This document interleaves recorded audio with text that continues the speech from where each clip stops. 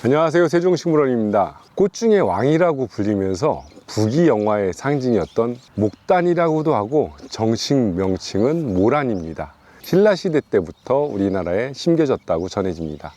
신라시대부터 전해진 이 목단이 조선시대에서는 굉장히 인기가 좋았는데 여자들한테 굉장히 인기가 좋았다고 합니다. 특히 궁궐에서는 화려한 꽃과 꽃 중에서 큰 꽃이 인기가 있어가지고 궁중을 화려하게 하는 꽃으로 자리를 잡았는데, 그래서 전통 정원에 없어서는 안 되는 게 이 목단입니다. 재물을 불러온다고 얘기를 합니다. 전통 혼례복에 보면 모란꽃이 있어요. 때로는 벽에 모란꽃이 수놓기도 하는데 부귀, 축복, 재물 이런 걸 많이 상징합니다. 왕가들만이 심었던 나무이기 때문에 재물을 상징했던 것 같아요. 하지만 우리가 여기서 자세히 보면 이 목단, 모란꽃이 큰 나무를 보기가 쉽지가 않습니다. 왜일까요? 분명히 목단과 모란은 수백 년을 산다고도 합니다. 중국에서는 수백 년이 된 목단 나무가 있는데 우리나라에는 오랜 시간이 지났지만 커다란 나무가 볼 수가 없었어요. 사실 우리는 목단을 심기만 했지 목단이 필요로 했던 중요한 걸 빠뜨리고 있었던 거죠. 일본에서 본 모란꽃은 눈이 내리고 있는 사이에 꽃이 폈는데 모란 위에 지프로 엮은 조그만 집을 지어줬어요. 너무 이쁘더라고요. 모란꽃을 보호하기 위해서, 그리고 꽃잎이 너무 일찍 질까봐. 사실 사군자에 나오는 모란꽃은 꽃 중에 왕이 될 수밖에 없는 거죠. 그러면서도 우리는 여성들한테 사랑을 받았다는 것은 꽃 중에 그렇게 크고 탐스러운 꽃이 흔하지가 않아서일 수도 있어요. 왜 양반 여성들한테 사랑을 받았을까? 양반 여성들은 외출을 할 수가 없는 그런 삶을 살았잖아요. 집 안에서 꽃을 피우고 화려한 꽃이 너무 이뻐서 그게 행복이 아니었을까 하는 생각도 해봅니다. 사실 우리 정원에서 목단꽃이 화려하게 핀다면 너무나 이쁠 것 같아요.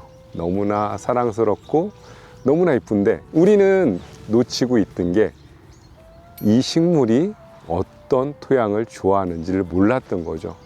역사적으로 봤을 때 심기만 했지 우리는 그 나무를 잘 보존하고 키우지 못했던 건 토양의 산도에 있는 것 같습니다. 그래서 토양의 산도를 맞춰주지 못했기 때문에 모란꽃을 제대로 피우지 못한 거죠.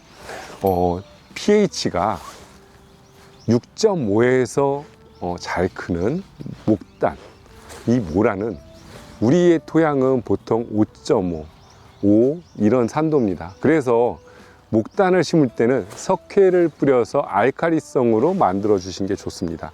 시중에서 우리가 재배하는 마늘이 크지가 않을 거예요. 크지가 않은 이유는 알칼리성이 되지 못해서 작습니다. 오히려 강산성이 될수록 알은 더 작아져요. 그런데 우리가 석회질 지형인 단양과 의성 이런 곳에 가시면 마늘이 굉장히 큽니다. 목단의 뿌리는 어떨까? 알칼리성을 좋아하는데 알칼리성에서 뿌리를 내리게 되는데 일반 토양에 심어서 이렇게 보면 뿌리가 거의 내리지 않는 경우가 많습니다. 토양이 맞지 않아서 그런 거예요. 사실 우리는 그동안 모르고 있던 거죠. 역사적으로도 아마 굉장히 귀한 꽃이 될 수밖에 없었던 건 누구나 볼 수 없고 흔하지 않기 때문에 굉장히 귀한 것 같아요. 목단나무 하나가 비단 25필의 가치라면 어마어마한 가치였겠죠. 보통적으로 집 한 채가 비단 5필, 10필 이것밖에 안 되는데 목단나무가 집 한 채보다도 비쌌던 그런 나무입니다. 이 목단이 중요한 건 토양. 그래서 저희가 만들었습니다.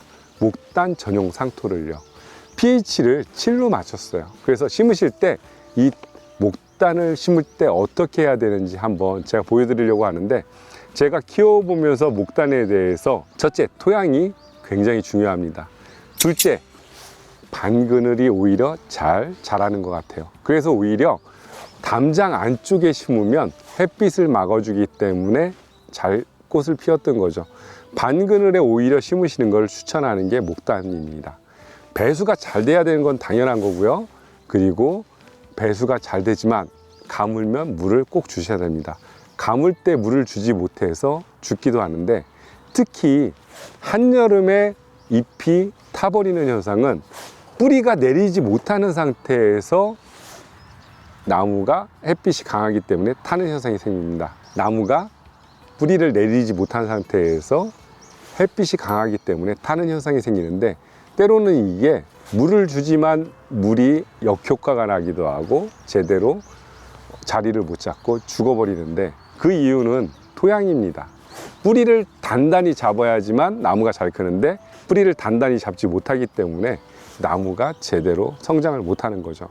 그렇기 때문에 이 토양에서 석회를 꼭 뿌려주시는 것을 강조하고요.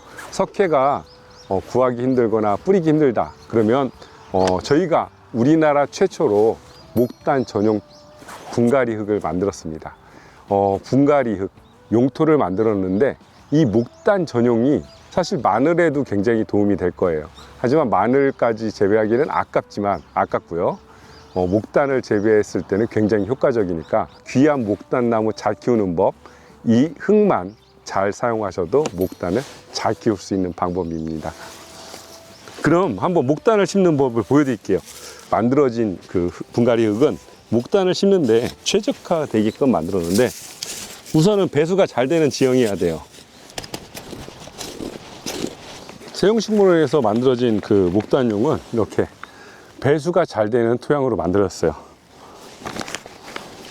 구덩이를 판 다음에 70% 정도를 이 목단 전용 흙으로 채워주시면 됩니다. 70%를 목단 전용 흙으로 채워주신 다음에 마사를 섞어주시면 됩니다. 기존의 흙과 혼합을 하는 거죠. 골고루 섞어주셔야 돼요. 마사와 혼합을 해주시고요.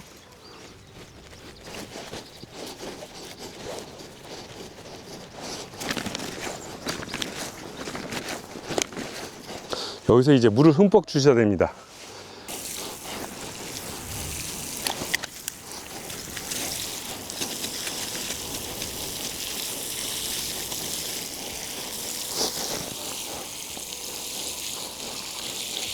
처음에 주실 때는 물을 흠뻑 주시는 게 좋습니다. 물이 흠뻑 줘서 공기층이 사라지게 하는 거고요. 공기층이 사라지지 않으면 오히려 동해나 마름 이런 현상이 강합니다. 그래서 나무가 뿌리가 말라버리거나 곰팡이가 생길 수도 있으니까 물을 흠뻑 주셔가지고 공기층이 없게 만들어 주시는 게 좋습니다. 이렇게 물을 주신 다음에 기다려야 돼요. 이게 물이 쭉 가라앉을 때까지 기다리셔야 되고요. 그러면서 저희가 만든 목단 전용 상토와 혼합을 해줍니다. 중요한 건 이때 꼭 거름을 넣으시는 분이 있어요. 목단 같은 경우는 거름을 넣으셨을 때 굉장히 위험할 수가 있습니다. 뿌리도 못 잡고 있는데 거름까지 또 잔뜩 넣으신단 말이에요. 오히려 악영향이 있으니까 절대로 거름을 넣지 마세요.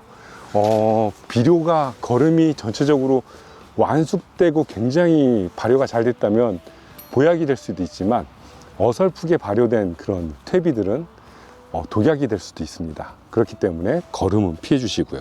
보통 물을 주고 나서 5분 이내에 다 빠진다면 물이 배수가 잘 되는 겁니다. 지금 굉장히 많은 양의 물을 줬기 때문에 이 물 빠진 속도가 굉장히 빠른 거예요. 보통적으로 10분이 걸리기도 하고요. 그렇지만 30분이 지나도 물이 안 빠진다 그러면 배수가 안 되는 토양이라고 보시면 돼요. 그럴 때는 좀 흙을 높여서 심어 주시는 게 좋습니다.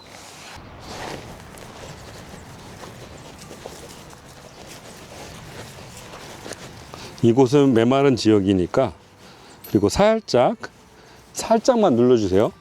꽉꽉 누르거나 발로 밟는 건 좋지가 않아요. 물을 흠뻑 주셨기 때문에 살짝 눌러주시고요. 저희 같은 경우는 지금 여기가 심어놓으면 거의 관리가 안 되기 때문에 물집을 만들어 주려고 합니다. 살짝 겨울철 동안에 이곳에 좀 수분 유지가 될 수 있게끔 물집도 만들어 주고요. 살짝 너무 높게 만들어 주면 오히려 안 좋으니까 살짝만 만들어 놓겠습니다. 그리고 가능하면 봄에는 여기가 도톰하게 흙으로 올려 주시는 게 좋아요.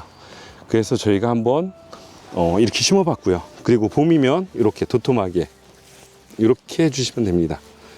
그리고 이렇게 해주시면 좋은 게 있어요. 바람에 의해서 흔들리는 게 적어지고요. 장마철이나 이럴 때 비가 너무 과습해서 물이 고이거나 물이 많은 현상을 막아줄 수도 있습니다. 그래서 심고 나서 봄이면 이렇게 만들어 주시는 게 좋습니다. 그러면 물이 사방으로 흐르겠죠.